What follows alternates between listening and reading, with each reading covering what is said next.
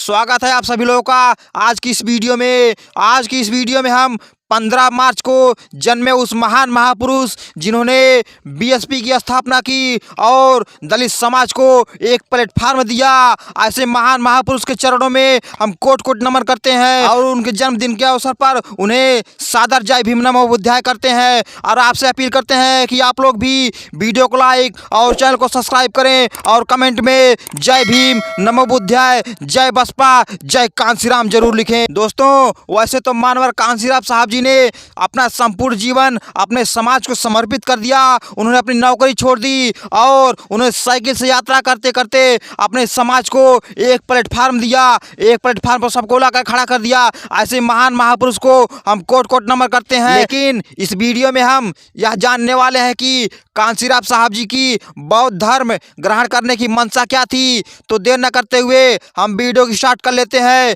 यह उस समय की बात है जब सन 2002 में मानवर कांसीराम साहब जी ने 14 अक्टूबर 2006 को डॉक्टर अंबेडकर के धर्म परिवर्तन की 50वीं वर्षगांठ के मौके पर बौद्ध धर्म ग्रहण करने की अपनी मंशा की घोषणा की थी। लेकिन कांसीराम साहब जी की मंशा थी कि उनके साथ उनके 5 करोड़ समर्थक भी इसी समय धर्म परिवर्तन करें। उनके धर्म परिवर्तन की इस योजना का सबसे महत्वपूर्ण हिस्सा यह था कि उनके समर्थकों में केवल अछूत भी शामिल नहीं थे बल्कि विभिन्न जातियों के लोग भी शामिल थे जो भारत में बौद्ध धर्म के समर्थक को व्यापक रूप से बढ़ा सकते थे।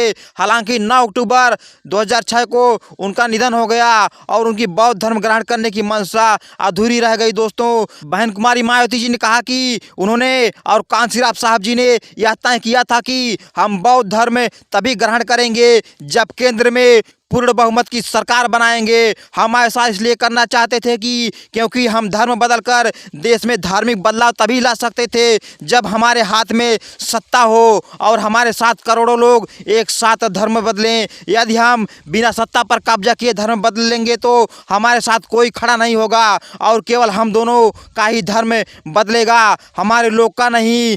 इसलिए बहन जी ने कहा इससे समाज में किसी तरह के धार्मिक क्रांति की लहर नहीं उठेगी, लेकिन जब हमारे हाथ में सत्ता होगी तब हम धर्म परिवर्तन करेंगे तो उस समय एक बहुत ही बड़ा बदलाव होगा। उस समय बदलाव की लहर दौड़ेगी और हमारा समाज एक बदलाव के रास्ते पर चलेगा। लेकिन बहन कुमारी मायावती जी का सपना यह अधूरा रह गया क्योंकि मानवर कांसीराम साहब जी का निधन हो जाता है।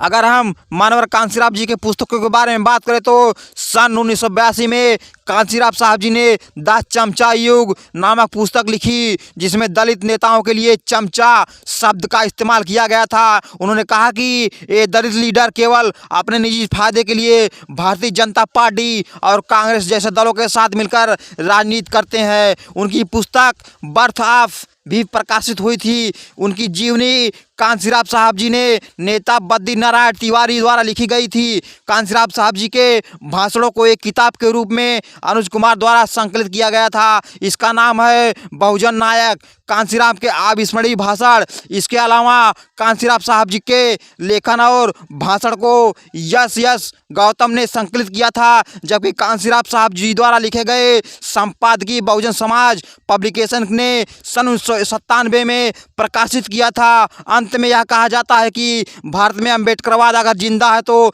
इसका पूरा श्रेय सिर्फ कांसीराम साहब जी को ही जाता है। उन्होंने डॉक्टर अंबेडकर की मृत्यु के बाद बहुजन आंदोलन में पैदा हुए शून्य को खत्म करने के बहुजन आंदोलन को फिर से जीवित किया था। ऐसे थे हमारे महान महापुरुष कांसीराम साहब जी ने, जिन्हें हम कोट कोट नमन करते हैं। इस तरह अंत में कहा जा सकता है कि भारत में अम्बेडकरवाद अगर जिंदा है तो इसका पूरा श्रेय सिर्फ कांसीराम साहब जी को जाता है। उन्होंने डॉक्टर अंबेडकर की मृत्यु के बाद बहुजन आंदोलनों में पैदा होने वाले शून्य को खत्म करके बहुजन को एक नया रास्ता दिखाया, एक नई क्रांति की ज्वाला पैदा की और बहुजन समाज को एक ऐसा संगठन दिया जिसे बहुजन समाज पार्टी के नाम से जाना जाता है।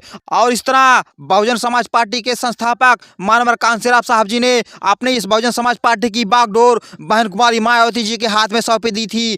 और इस तरह बहुजन समाज पार्टी के संस्थापक मानवर कांसीराम साहब जी ने अपने संगठन को बहन कुमारी मायावती जी के नाम कर दिया और बहन कुमारी मायावती जी आज बाबा साहेब और मानवर कांसीराम साहब जी के आदर्श पर चलते हुए अपने समाज को एक नई दिशा दे रही हैं। अगर आप लोग भी बहन कुमारी मायावती जी और बाबा साहब और कांसीराम साहब जी को मानने वाले हैं तो वीडियो को लाइक और चैनल को सब्सक्राइब जरूर करें और कमेंट में जय भीम जय बसपा जरूर लिखें।